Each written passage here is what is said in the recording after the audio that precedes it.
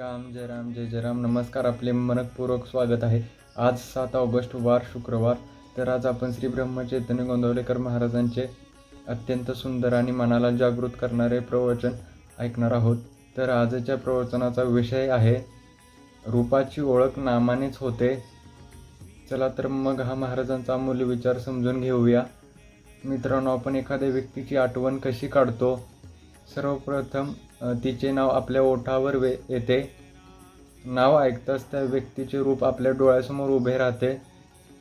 महाराज सांगतात की भगवंतालाही ओळखण्याचा सर्वात सोपा मार्ग म्हणजे नामस्मरण.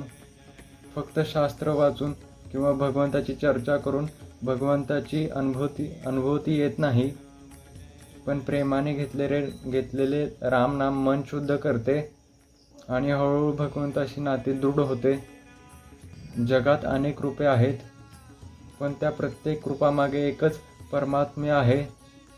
जेव्हा आपण रामनाम घेतो तेव्हा त्या सत्याची ओळख होऊ लागते.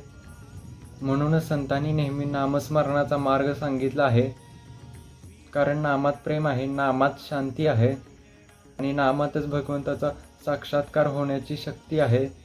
आजच्या धावपळीच्या जीवनात आपण अनेक गोष्टी लक्षात ठेवतो, पण रोज काही मिनिटे भगवंताचे नाम घेतले तर मनातील ताण कमी होतो, श्रद्धा वाढते, जीवनाला योग्य दिशा मिळते.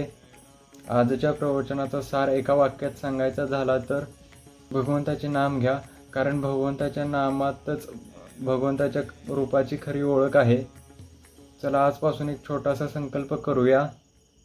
रोज काही मिनिटे प्रेमाने रामनाम घेऊ आणि भगवंताशी नाते आपले अधिक दृढ करू.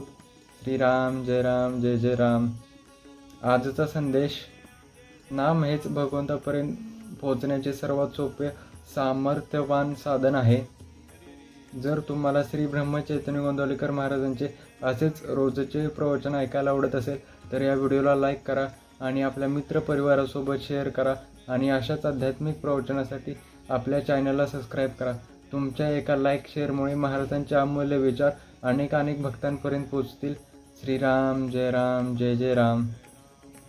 श्रीराम जय राम जय जय राम. श्रीराम जय राम जय जय राम. श्रीराम जय राम जय जय राम.